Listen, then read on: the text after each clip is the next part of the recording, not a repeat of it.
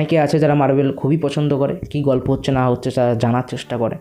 তো তাদের জন্য ভিডিওটা, অনেকে দেখেওছো হালকা বোঝেও নি, তাদের জন্য ভিডিওটা। তো ওকে অনেক দিন পরে ভিডিও নিয়ে আসলাম, কিন্তু আজকে কথা বলবো একটা ইন্টারেস্টিং জিনিস নিয়ে, যেটা আমি দেখেছি অনেক দিন আগেই, বাট কাজের থ্রুর জন্য আমি ভিডিও বানাতে পারিনি। কিন্তু শোটা দেখে আমার মনে হয়েছিল যে হ্যাঁ, এটা নিয়ে তো ভিডিও বানাবো। যদিও অনেকগুলো শো দেখা হয়, অনেকগুলো মুভিও দেখা হয়, কিন্তু সব নিয়ে ভিডিও দেওয়া হয় না। কাজের থ্রুতে কাজে যেহেতু যেতে হয়, যার জন্য সমস্ত ভিডিও দিয়ে উঠতে পারি না। তারপরে মনে করি যে যেহেতু আমার চ্যানেলটাই এমন একটা চ্যানেল যে পুরনো ভিডিওসগুলো খুবই কমই দেখে, এক্সপ্লেনেশন ভিডিওতে কি আজ রিলিজ হচ্ছে কি না হচ্ছে বা কি চর্চা হচ্ছে না হচ্ছে সেগুলোই দেখতে মানুষ পছন্দ করে, যার জন্য যখন যেটা প্রেজেন্ট চলছে সেটা নিয়েই কথা বলতে হয়। কিন্তু এটা যেটা নিয়ে আমি কথা বলবো, এটা এমন একটা শো যেটা বেশি দিন হয়নি, প্রায় 2 সপ্তাহ হয়েছে সমস্ত এপিসোড বেরিয়েছে। এবং এটা নিয়ে না কথা বললেই নয়, এটা একটা খুব ভালো মানে সিরিজ আমার জন্য, আমার ফেভারিট সিরিজ মার্বেল সিরিজ। তো মার্বেলের জম্বি সিরিজ যেটা আমাদের বেরিয়েছে, আমি সেটা নিয়ে আজকে কথা বলবো। একদম খুবই কমে যে একদম এক কথায় এর স্টোরিটা কী ছিল বা এইতে আমরা কি দেখলাম সেই জিনিসটা আমি এক্সপ্লেন করব। অনেকে শো দেখেও থেকে থাকো, অনেক কিছু হয়তো বুঝতেও পারোনি, তারা আমার এই ভিডিও দেখলে আশা করি সেই জিনিসটা বুঝে যাবে, বা অনেকে দেখোনি তারাও আমার এই ভিডিওটি দেখলে আরামসে বুঝে যাবে যে এর স্টোরিটা কী আছে না আছে। তো চলো, তার আগে শুরু করার আগে আমার এই চ্যানেলে যদি তুমি প্রথম হয়ে থাকো তো চ্যানেলটিকে সাবস্ক্রাইব করে দিও, কারণ আমি এই চ্যানেলে movie series related interesting video আনতে থাকি। তো আমি শুভ্র, তোমরা দেখছো শুভ্র ভিউ। চলো শুরু করা যাক। তো মার্বেল জম্বিসের প্রথম এপিসোডই যদি আমরা দেখতে যাই, সেটা শুরুই হচ্ছে একেবারে আমরা হোয়াট ইফে যে মার্বেল জম্বিস যে সিরিজটা আমরা দেখেছিলাম ঠিক তারপর থেকে। এর টাইম লাইনটা বেস্ট করছে মার্বেল হোয়াট ইফের যে মার্বেল জম্বিস সিরিজ ছিল তার 5 বছর পর থেকে। এবং সেখানে আমরা দেখতে পারি যে কিড বিশপ, রিরি উইলিয়ামস এবং কামালা খান, এরা 3 জন আপাতত তো সারভাইভ করে আছে, বেঁচে আছে। এবং তারা একটা শহরের মধ্যে নিজেদেরকে, যেহেতু তার সবাই না সবাই কিছু না কিছু আশা রাখেই। তোমরা যত জম্বি সিরিজ তোমরা যদি দেখে থাকো বা যত রকমের জম্বি সিরিজ তুমি যদি দেখে থাকো, তার মেন কেন্দ্রটা কী থাকে, যে সবার মাথায় একটা এই জিনিস চলতে থাকে যে হ্যাঁ, যে চারিদিকে জম্বি হলেও কোথাও না কোথাও কেউ না কেউ তো বেঁচেই রয়েছে। তো সেই মেন সেন্টারটা কোথায়, বা হয়তো সবাই জমায়েত হয়ে যারা সারভাইভ করতে পেরেছে তাদের জন্য কোনো না কোনো জায়গা রয়েছে। তো সেই জায়গার থ্রুতেই বা তারা আরও কিছু এক্সপ্লোর করতেই বেরিয়ে পড়ে। এবং তাদের সাথে আর একটা মোস্ট ইন্টারেস্টিং জিনিস, তাদের সাথে টনি স্টার্কের যে মার্ক 50 আমরা যে স্যুটটা আমরা জানি সেটাও রয়েছে। জাস্ট একদম তুমি বলতে পারো যে জম্বি যে থিমটা হয়েছে, হোয়াট ইফের যে জম্বি থিমটা হয়েছিল, সেটাও তোমরা যদি দেখতে যাও সেটা ইনফিনিটি ওয়ার যে ছিল সেই টাইম লাইনটা বেস্ট করেই হয়েছিল। এবং তারপর থেকেই সমস্ত কিছু এগুলো শুরু হয়েছে। তারপরে যে 5 বছরের জাম্প, তো একদিক থেকে বলতে পারো এটার এন্ড গেম টাইপের একটা আমাদেরকে জিনিস দেখানো হচ্ছে, যে এই জম্বি ইউনিভার্স যেটা আমাদেরকে দেখছি, এটা ধরো যে জম্বি যে সেই ব্রেকডাউনটা যেটা শুরু হয়েছিল সেটা ধরো ইনফিনিটি ওয়ার জাস্ট লাইক। আর এই 5 বছর পর যে আমাদের এখন কনক্লুশনটা দেখানো হচ্ছে এই সিরিজে, এটা ধরো একটা এন্ড গেম টাইপের জিনিস দেখানো হচ্ছে। তো এখানে আমরা দেখতে পারি টনি স্টার্কের যে মার্ক 50 যে স্যুটটা আছে সেটা এই 3 জনের সাথে টিম আপ করছে এবং সেটাকে কন্ট্রোল করছে আমাদের ফ্রাইডে। এবং সেটাই রিরি উইলিয়ামস কিছু তার টেক দিয়ে বা করে তার সাথে রেখেছে। এবং তার মুখের উপর একটা আমরা পুতুল দেখতে পাচ্ছি এবং সেখানে একটা চোখ আছে যেটা দিয়ে ফ্রাইডেও সমস্ত কিছু অর্গানাইজ বা দেখে তাদের সাথে থেকে টিম আপ করতে পারছে।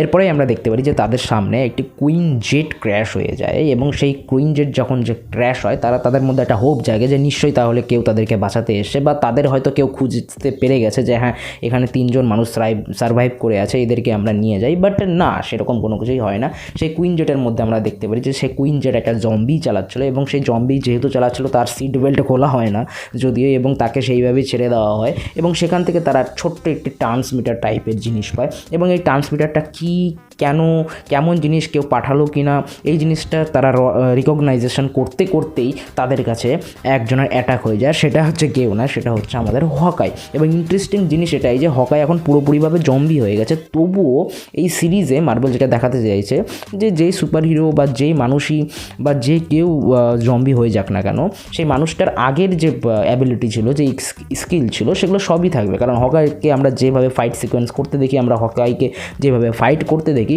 সমস্তভাবে সে হকাইয়ের যে জম্বি ভার্সন আছে সেও করতে পারছে। এবং হকাই যে ট্রিক শটগুলো মারে, বা হকাই যেভাবে তার তীরগুলো ইউজ করে সমস্ত কিছুই করতে পারছে। আর এটা লুক ডেঞ্জারাসও লাগছে যে একটা জম্বি হওয়ার পর, যেহেতু মানুষের জম্বি হওয়ার পর মানুষ অত ঠিকঠাকভাবে থাকে না, বা যখন একটা মানুষ যখন জম্বিতে কনভার্ট হয়ে যায় তাদের মাথা ঠিকঠাকভাবে কাজ করে না, বা তাদের চিন্তা শক্তি অতটা ওইভাবে করে না। তো এখানে জম্বিগুলো ঠিক সেরকম ফিল এবং আরও বেশি অ্যাগ্রেসিভ বলতে পারো, বা আরও বেশি ডেঞ্জারাসলি তাদেরকে দেখানো হচ্ছে, যেটা একটা তো কিউরিসিটির জায়গায় যে হ্যাঁ সামনে কী হবে। তারপরে কোনো মতো হকাইয়ের কাছ থেকে তারা পালিয়ে যাওয়ার পর তারা যখন সেই ট্রান্সমিটারটা নিয়ে বসে যে আসলে এর বিষয়টা কী, তখন তারা জানতে পারে যে এটা এমন একটা জিনিস যেটা আমাদেরকে সিগন্যাল দিতে পারবে বাইরে, যার জন্য বাইরে থেকে আমাদেরকে কেউ বাঁচাতে পারবে। বাঁচাবে কারা? বাঁচাবে হচ্ছে নোভাকর। এটা একটা এমার্জেন্সি সিগন্যাল টাইপের, যেটা কোনো রকম কোনো প্ল্যানেটে, বেসিক্যালি মার্বেল ইউনিভার্সের এটা এক্সপ্লেনেশন এইভাবে আছে যে কোনো প্ল্যানেটে খুব বড় কোনো কিছু হয়ে গেছে, বা কোনো যুদ্ধ লেগে গেছে, বা থ্যানোসের মতো যখন কেউ এসে গোটা প্ল্যানেটকেই জয় করে নিতে চায়, বা প্ল্যানেটের কিছু সংখ্যক লোক বেঁচে থাকে যারা সাহায্যের জন্য হাত বাড়ায়, তো তখন এরকম কিছু ট্রান্সমিটার থাকে যেটা দিয়ে একটা স্ট্রংলি সিগন্যাল স্পেসে পাঠানো হয়, আর সেখান থেকে নোভাকর তাদেরকে বাঁচাতে আসে, বা না বাঁচাতে আসলেও যে কটা সার্ভাইভাল পিপল ছিল তাদেরকে বাঁচিয়ে নিজেদের গ্রহে রাখে বা প্ল্যানেটে রাখে, যেটা এই এক্সপ্লেনেশনটাই মার্বেল ইউনিভার্সে দেওয়া আছে, অনেকটা তো এরকমই দেওয়া আছে। এবার এই দিকে আদার সাইডে আমি আসি সেই দিকে, সেখানে তারা জানতে পারে যে ওয়াকান্ডাতে কি একটা প্রবলেম হয়ে গেছে, সেই প্রবলেমটাও কেন হয়েছে সেটাও আসছে পরের দিকে। তো সেটার জন্য সেই সিগন্যালটা তারা ওয়াকান্ডা থেকে পাঠাতে পারছে না। এবার এটার একটাই কারণ হবে, বা এটা তারা একভাবেই পাঠাতে পারবে, সেটা হচ্ছে তাদেরকে স্পেসে গিয়ে এই সিগন্যালটা দিতে হবে। এবার স্পেসে কীভাবে যাবে, কেমন করে যাবে, আসি সেই জিনিসটা নেক্সটে। এবার এই দিকে সেম দিকে তাদের 3 জনের টিম, কামালা, রিডি এবং কিড বিশপ, তারা এই ট্রান্সমিটারটাকে নিয়ে বেরিয়ে পড়ে শিল্ডের সেই বেসের দিকে, কারণ সেখানেই তারা সমস্ত কিছু ইকুইপমেন্টস এবং যন্ত্র মেশিন পেয়ে যাবে সেই সিগন্যালটাকে দেওয়ার জন্য। এবং তারা তখন রিডির একটি মডিফাই করা কোনো একটা গাড়ি নিয়ে তারা বেরিয়ে পড়ে। এবার সবথেকে মোস্ট আকর্ষণীয় জিনিস, এবং তারা যেতেই তারা এবার প্রবেশ করে ফেলে দ্য ভ্যালি অফ ব্রোকেন কার্ডসে, যেখানে একটা ইন্টারেস্টিং জিনিস আমরা দেখতে পারি, একটা ভালো জিনিস দেখতে পারি। কিছু জিনিস এই সিরিজে দেওয়া হয়েছে যেগুলো আমরা চেয়েছিলাম যে আমরা মার্ভেল সিনেমাটিক ইউনিভার্সের অরিজিনাল ফিল্মসেই দেখি, বাট আমরা দেখতে পারি না। এবং তার সাথেও লাস্টে গিয়ে না একটা কেমন একটা আনএক্সপ্লেনেশন জিনিস থেকে যায়, পুরোপুরিভাবে আমাদেরকে ভালোভাবে সেই এক্সপ্লেনেশনটা তারা দিতে পারে না। এবং সেখানেই আমরা দেখতে পারি যে আকাশের মধ্যে মেঘের ওই পাশে দুটো বস্তুর মধ্যে তো ভালো পরিমাণে যুদ্ধ লাগছে, এবং তাদের এফেক্টনেস চারিদিকে ছড়িয়ে ছিটিয়ে রয়েছে। বোঝা যায় যে দুটো পাওয়ারফুল সুপার হিরো তারা একে অপরের সাথে লড়তেই থাকে, এবং যুদ্ধ দেখে এবং লড়াই দেখে মনে হয় এটা একটা লং টাইম ধরে চলে আসছে, কারণ তাদের কোনো কনক্লুশনই বেরোয় না, কারণ দুজনই পাওয়ারফুল আর দুজনই জম্বিতে কনভার্ট হয়ে গেছে। তার জন্য কারো যে আগে শেষ হয়ে যাওয়ার বিষয় বা কারো যে পরে শেষ হওয়ার বিষয় সেটাই আসে না। এবার এখানে আমরা দেখতে পারি ইকারেসকে, আমাদের ইটারনালের ইকারেস, আর আমাদের ক্যাপ্টেন মার্ভেলকে। দুজনেই খুব পাওয়ারফুল, দুজনের প্রচণ্ডভাবে লড়াই করতে থাকে। এবং কিছু সিনস ভালো লাগে যেগুলো ওয়ান শট, এই সিরিজে অনেক ওয়ান শট বা খুব কম শটের মধ্যে কিছু শর্টস নেওয়া হয়েছে। তো এরকম আমরা শর্টস দেখতে পারি যে ক্যাপ্টেন মার্ভেল হচ্ছে কামালাকে অনেকবার মারার চেষ্টা করে, এবং সেখানেও আবার ইকারেস এন্ট্রি নিয়ে নেয়। তো তার কামালা কোনো না কোনো মতে একদম তাদের কাছ থেকে বাঁচার চেষ্টা করে। সেই মোমেন্টে তোমারও সেই স্ক্রিন প্লেগুলো এমন ছিল যে তখন তোমারও মনে হয় যে হ্যাঁ সিনটাতে তুমিই আছো, বা তুমিই দৌড়াচ্ছ, বা তুমি নিজেকে ফিল করতে থাকো। তো দ্যাটস মাট সিনগুলো খুব ভালো। তো সেখানে কোনো মতেই নানান রকম, এইদিকে নিচে পুরোপুরি জম্বির সৈন্য, এইদিকে উপরে দুটো পাওয়ারফুল সুপার হিরো যারা জম্বিতে কনভার্ট হয়ে গেছে তাদের মধ্যে ফাইট হতে থাকে। এবং সেখানে পুরোপুরিভাবে যে ইকারেস আর ক্যাপ্টেন মার্ভেলের যে ফাইট সিকোয়েন্সের যে পুরো জিনিসটা থাকে, তার মধ্যে কিড বিশপ পুরোপুরিভাবে প্রাণ হারিয়ে যায়। এবার এইদিকে রিরিকে জম্বি কামড় দিয়ে দেয়, এবং সে সাথে নিজের কাছ থেকে একটা ইঞ্জেকশন বের করে সেই ক্ষত জায়গায় মেরে দেয়, এবং সেখানেই এন্ড করে দেওয়া হয়। তারপর আর দেখানো হয় না রিকে কী হয়েছে না হয়েছে। এবং রিরি মার্ক 50কে অর্ডার করে দেয় যে তুমি কামালাকে নিয়ে দূরে চলে যাও, সেফ জায়গায় চলে যায়। বাট সেখানেও ওই ইমোশনাল সিন যে হ্যাঁ তারা যেতে চায় না, কিন্তু কোনো মতে মার্ক 50 কামালাকে নিয়ে দূরে চলে যায়, এবং সেখানে সেও প্রায় হার মেনে নেয়। কিন্তু সেখান থেকে আমরা একটা নতুন ক্যারেক্টারকে দেখতে পারি, সেটা আর কেউ নয়, সেটা হচ্ছে আমাদের ব্লেড। এবার ব্লেড আর নর্মাল তো এই সিরিজ আর ব্লেড নেই, ব্লেড হয়ে গেছে এখন খংশু রাপ্তার, মুন নাইট বলতে পারো, blade of the moon night of the blade, জানি না এটার নাম কী দেওয়া উচিত, সেটা ভালো করে রেফারেন্স দেওয়া হয়নি। এবং সে পুরোপুরিভাবে কামালাকে বিশ্বাস দেয় যে হ্যাঁ আমিও এরকম আমার টিম হারিয়েছি এই যুদ্ধে, আমিও একা পড়ে গেছি, তুমিও একা পড়ে গেছো, এটা নিয়ে আর মন খারাপ করে আর কিছু নাই, চলো আমরা একসাথে এটার সমাধানে বেরিয়ে পড়ি, আর কোনো চাপ নেই, আমি আছি তোমার সেফনেসের জন্য।